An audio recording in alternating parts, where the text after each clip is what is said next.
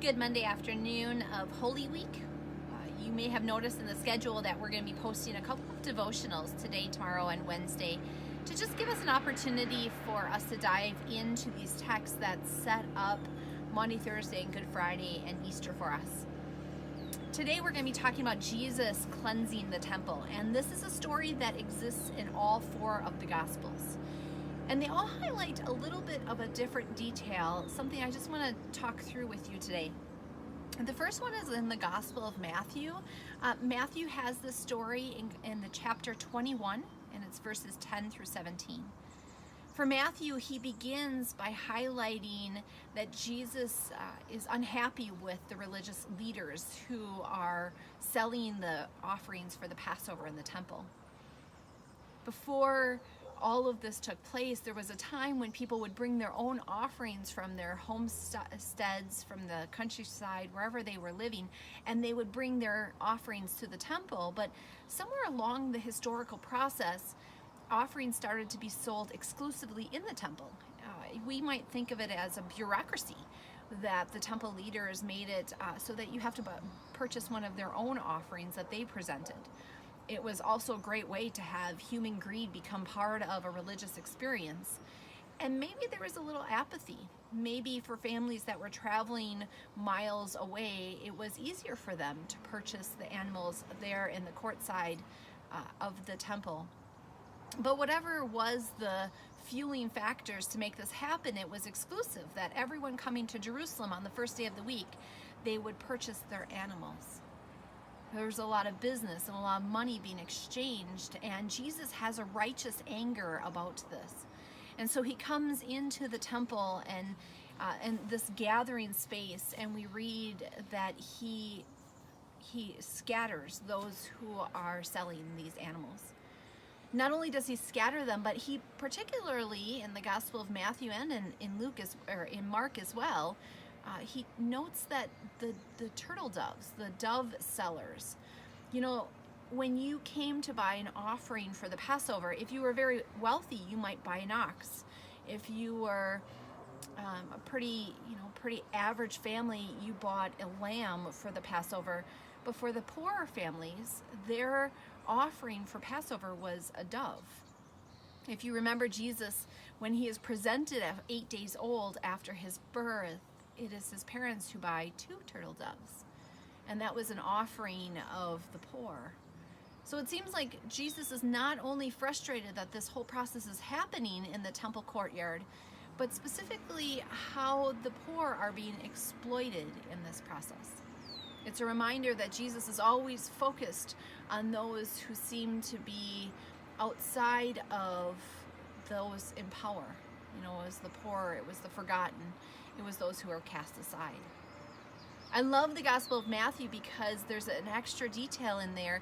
It would seem that Jesus, and all of the good that he's doing, he's healing the blind and the lame, he also seems to be riling up the children. It's a great reminder that the voices of children are meant to be part of our worship experience. But the Pharisees in the Gospel of Matthew aren't quite happy that the children have such a vocal place in the temple, and it becomes part of their anger against Jesus. If you read the story in the Gospel of Mark, you'll find it in the 11th chapter, verses 15 through 18. Once again, Jesus is taking out his anger, his focus on those who are selling the doves. This is a passage that also references Jeremiah 7. You'll notice the intense anger from the Pharisees in reaction to Jesus. It says specifically that they, from that moment on, looked for a way to kill him. It's amazing how often our response to God is our anger, because we're frustrated of the challenge God is putting in front of us. Certainly that is in this text, and it's a detail that we can't just gloss over. In the Gospel of Luke, you'll find this passage in Luke 19, verses 45 through 48. Jesus is reclaiming the temple according to God's purpose. He too there quotes Jeremiah 7. But it doesn't just end with the cleansing. You'll notice in the Gospel of Luke, It says that from that moment on, Jesus was teaching. I wonder for us as we read this text and as we sit with the power of Jesus in the temple, how often do we too need to do some purging, do some cleansing within our own hearts and souls for us to really appreciate what Jesus is teaching to us through his word? I love that Luke highlights that from this moment on until he is arrested, Jesus spends his time teaching and proclaiming God's kingdom to the people. And then we have it in the Gospel of John. Now you'll notice in the Gospel of John, unlike the synoptics, Matthew, Mark, and Luke, the Gospel of John puts this story right at the beginning. It's in chapter 2, verses 13 through 22. The Gospel of John seems to want this story to be what frames out the rest of Jesus' ministry. And you'll notice with all of the interactions with Jesus throughout the Gospel of John, God is always in control.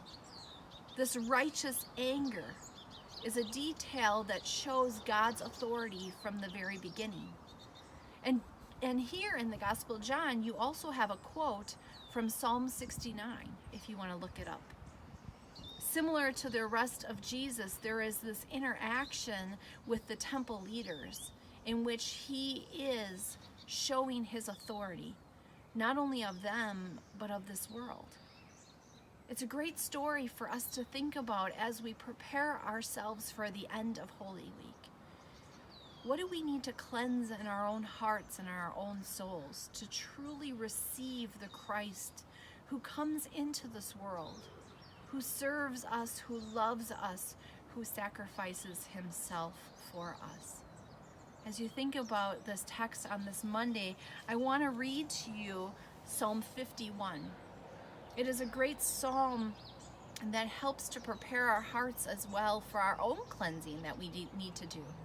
As we read the historical cleansing of the temple, it's hard not to want to also think about what needs cleansing in our own lives. So as you listen to this and as you sit with your family this evening, or maybe if you're by yourself, you get on the phone with a friend from church and just talk through it. Let me read to you Psalm 51. I'm going to read to you from a different version than I normally read, that out of the Message. Generous in love, God give grace, huge in mercy, wipe out my bad record, soak out my sins in your laundry. I know how bad I've been. My sins are staring me down. You're the one I've violated, and you've seen it all, seen the full extent of my evil. You have all the facts before you. Whatever you decide about me is fair. I've been out of step with you for a long time, in the wrong since before I was born. What you're after is truth from the inside out. Enter me then, conceive a new true life. Soak me in your laundry, and I'll come out clean. Scrub me, and I'll have a snow-white life. Tune me into foot-tapping songs. Set these once broken bones to dancing. Don't look too close for blemishes. Give me a clean bill of health. God, make a fresh start in me. Shape a Genesis week from the cast of my life. Don't throw me out with the trash or fail to breathe holiness in me. Bring me back from my gray exile. Put a fresh wind in my sails. Give me a job teaching rebels your ways so the lost can find their way home. Commute my death sentence, God, my salvation, God, and I'll sing anthems to your life-giving ways. Unbutton my lips, dear God.